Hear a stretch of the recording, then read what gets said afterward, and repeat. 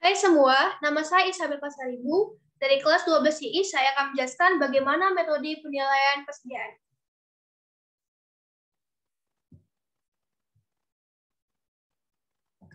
Daftar isi pertama, penjelasan tentang metode penilaian. Kedua, sistem pencatatan akuntansi persediaan. Ketiga, penjelasan tentang FIFO. Keempat, penjelasan tentang LIFO. Kelima, penjelasan tentang average. Keenam, contoh soal. Dan ketujuh, kesimpulan. Pertama, pengertian penilaian persediaan. Penilaian persediaan adalah sebuah praktik akuntansi yang oleh perusahaan untuk mengetahui nilai persediaan yang tidak terjual pada saat mereka menyusun laporan keuangan. Persediaan merupakan sebuah aset bagi suatu perusahaan dan untuk mencatat di neraca harus memiliki nilai finansial. Nilai ini dapat membantu Anda untuk menentukan rasio perputaran inventaris yang selanjutnya membantu untuk merencanakan keputusan pembelian. Fungsi persediaan. Fungsi pertama ada fungsi ekonomi slow sizing untuk mengurangi biaya unit pada saat proses produksi dengan mempertimbangkan penghematan seperti diskon pembelian dan biaya pengangkutan yang lebih murah. Kedua, fungsi antisipasi agar persediaan aman apabila ada keterlambatan pengiriman atau ketidakpastian permintaan barang agar produksi tidak mengalami gangguan. Ketiga, fungsi decoupling agar semua permintaan pelanggan bisa terpenuhi tanpa tergantung pada supplier. Tujuan persediaan pertama, menyajikan informasi tentang persediaan mulai dari pengakuan persediaan sampai pada proses penerimaan dengan prosedur yang baku. Kedua, memberikan informasi persediaan yang tersedia dan perhitungan tingkat pengendalian persediaan.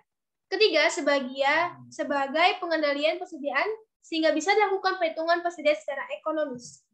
Kedua, sistem pencatatan akuntansi persediaan. Pertama, sistem permanen atau terus-menerus atau perpetual system.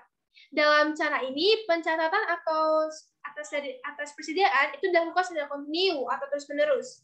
Jadi setiap transaksi mempengaruhi persediaan dicatat pula dalam rekening persediaan. Kedua, ada sistem periodik atau periodical system atau physical system.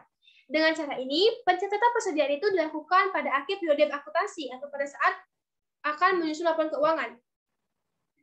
Penilaian persediaan ini dilakukan dengan perhitungan secara fisik, sedangkan pada waktu terjadi pembelian atau penjualan tidak dicatat dalam rekening persediaan, tapi dicatat dalam rekening pembelian dan rekening penjualan.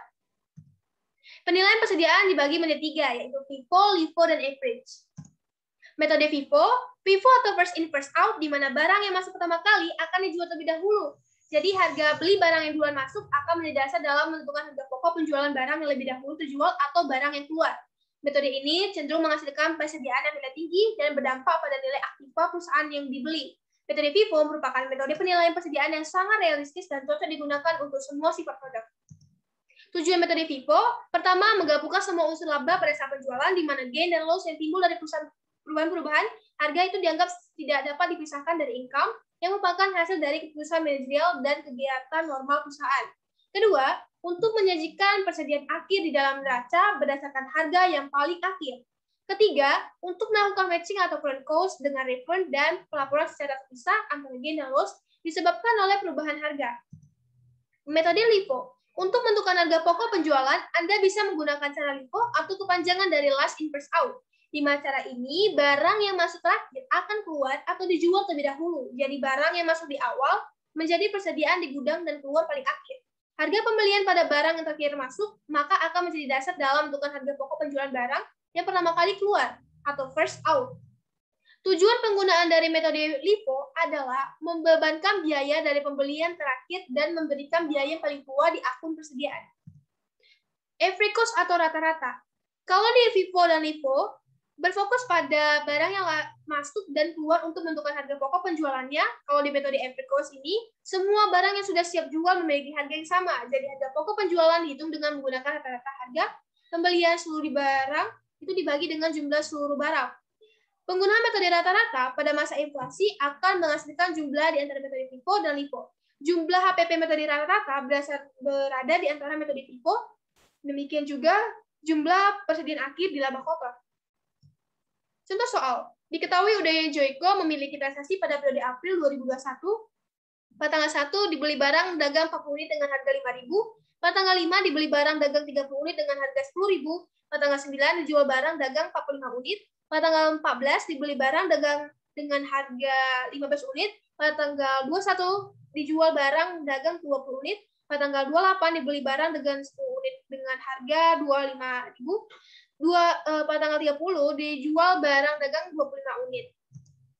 Ini contoh memakai FIFO.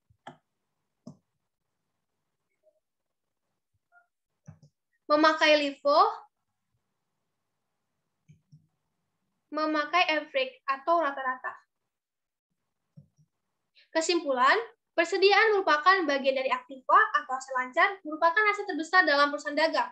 Aset ini berupa barang yang dijual atau barang dalam proses produksi untuk dijual, atau juga dalam bentuk bahan baku yang digunakan dalam proses produksi atau pemberian jasa, serta mencatat bagian mutasi dan setiap jenis persediaan yang dimiliki dan disimpan oleh perusahaan.